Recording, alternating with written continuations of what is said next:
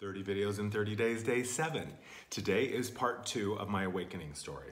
So here I am in Los Angeles, having just heard the same exact voice that I had heard when I was in New York City about 7 years earlier. And I totally lost it. I went into the living room and I finally realized, okay. And I went into the mirror and I looked at myself and I said, okay, I don't know who you are.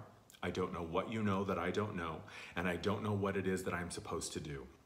I said, but if you get me back to Seattle, if you get me a job and you get me an apartment, I will do whatever you want me to do. I will not move. I will not run. I will not fight it. I surrender. What I was very aware of at that time is that I was at a crossroads. I was at a point where I had to make a choice. It was like do or die time.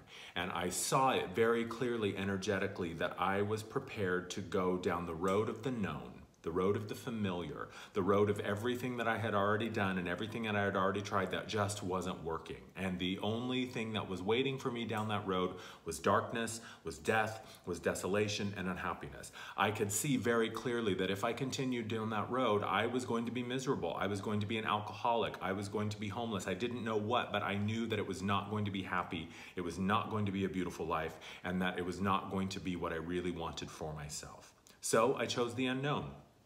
The next day, I went in, quit my job, thinking that, oh, okay, well, I'm gonna get like 2 weeks notice. No, my job said, okay, or my boss said, okay, you're done. Well, then today's your last day. I had like 5 cents in the bank. I had just signed a lease on an apartment that I was only a month into. I had no idea what I was going to do. And 3 weeks later, I was back in Seattle. I had a job and I had an apartment, and everything started to unfold.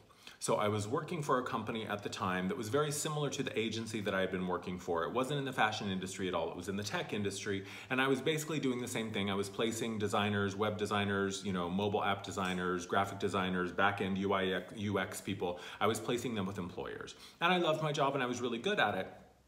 And while I was working full-time, my gifts were starting to come online, and I was connecting with energies, and I was meditating, and I was having these experiences that were really, really starting to open up my mind and open up my energy and open up my awareness to what it was that I could really do. And at the time, I had decided to start painting because I had no creative outlet, and I had always been creative in some way, and working in this office was not necessarily creative, and I needed some creative satisfaction. So I decided to paint, and for a while I actually was selling my paintings and making some money doing it.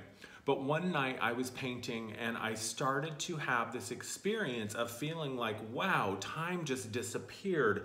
And I stopped painting and I was like, I don't know where I've been. I was just in the zone somewhere. Like I was so in it and so engrossed in the moment. And I started to feel this energy moving through me, and it felt like the best way I can describe it is if you've ever done ecstasy, it felt like ecstasy when it starts to hit you, or Molly, I think as everyone calls it nowadays.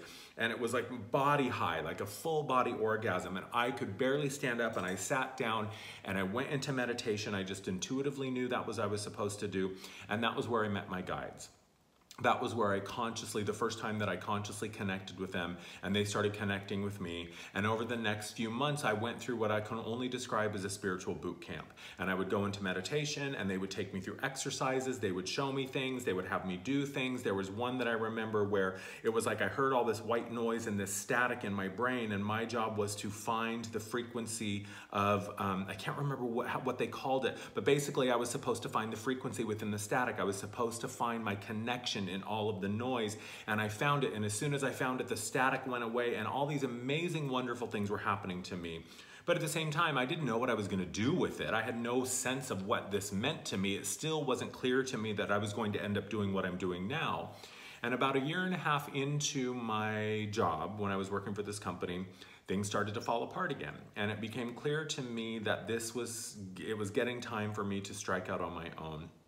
So I did. It was Valentine's Day, ironically enough, I think of 2014. So I'd been back in Seattle for about 1.5 years, and I made the leap. And I started doing readings online. I think it was Aranum was the website that I would do readings on. And then after that, I started connecting with a local bookstore there, East West Books in Seattle. And I started doing readings there. And then I started connecting with groups on Facebook, and then started my YouTube channel, started my Facebook page, and then my website. And it all just sort of snowballed from there.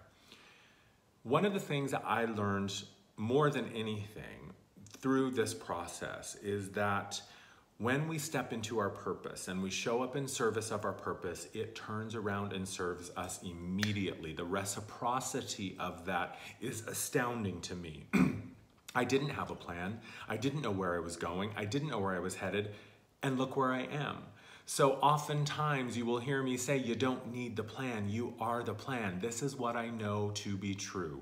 The work that we came here to do, it already knows what it is. It doesn't need us to figure it out. It just needs us to give it a voice so that it can be expressed and be born and be seen and be heard and be experienced. And when we step onto the path and we continue to show up and we are willing to be shown what it is that we came here to do. We are willing to discover the truth of who we are, and we are willing to let go of and move through anything that stands in the way of that. That's when life gets really, really interesting.